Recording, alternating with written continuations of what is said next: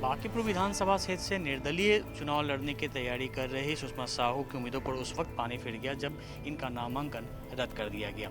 लेकिन सुषमा साहू अब हाईकोर्ट जाने की तैयारी में है और इनका साफ तौर पर कहना है कि जिस आधार पर उनका नामांकन रद्द किया गया वह उचित नहीं था और इसी आधार पर दूसरे लोगों का नामांकन वैध किया गया, जबकि साजिश के तहत इनका नामांकन अवैध किया गया।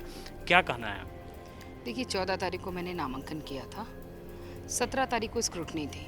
स्क्रूटनी के दौरान जब मैं गई तो वहाँ एक बैग पता चला कि मेरा कुछ त्रुटियों की वजह से, बहुत माइनर त्रुटि, वो माइनर त्रुटि जो मुझे लगता है कि अमूमन अधिकांश नॉमिनेशन फॉर्म में मुझे दिखाई पड़ा।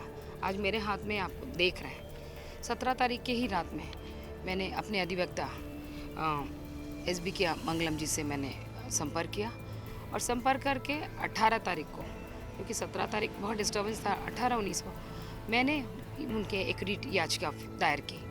जब ये याचिका दायर की और उसके बाद आपको भी पता है कि ये बहुत अर्जेंट बेसिस पर कुछ हेयरिंग का जो सिविल मैटर होता है उसकी सुनवाई के लिए स्पेशल परमिशन पर सुनवाई करने का भी अधिकार है, क्योंकि अभी आप जान रहे हैं कि कोर्ट बंद है।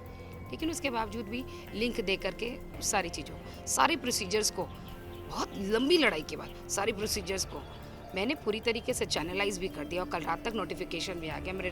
मेरा रजिस्ट्रेशन नंबर CWJC नंबर 8813/2020 है। आप ऑनलाइन भी जा करके देख सकते हैं कि जो मैंने ग्राउंड दिया है उस ग्राउंड पे सिर्फ क्या ग्राउंड है? ग्राउंड ये है कि जैसे उन्होंने मेरा नॉमिनेशन रद्द किया कि मैंने टिक नहीं किया या लागू नहीं लिखा।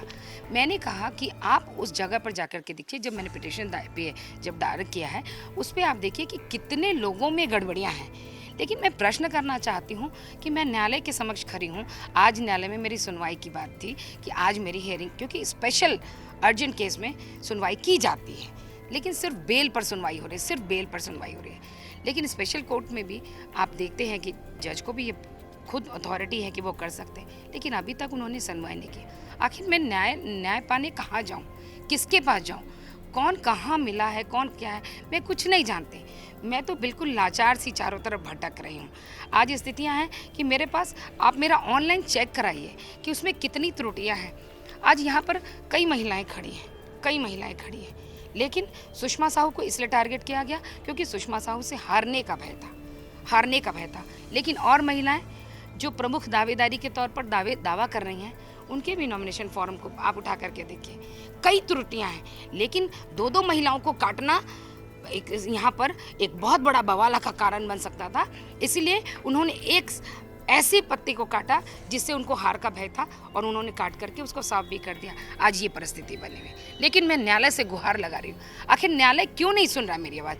कौन सी ऐसी परिस्थितियाँ आएंगी, न्यायालय कब सुनेगा? न्यायालय की अपनी प्रक्रिया होती है, न्यायालय की प्रक्रिया पर सवाल नहीं उठाएंगे, लेकिन आपकी जो इनका जो सवाल है, इनका जो केस था और इन्होंने साफ तौर पर कहा है कि जो त्रुटियाँ इनमें दिखाई गई हैं वो त्रुटियाँ दूसरे उम्मीदवार में भी थी, लेकिन सिर्फ इनकी जो उम्मीदवारी को है उसे रद्द किया गया है। कैमरा मैन के साथ अमिताभ झा, पटना न्यूज़ 24।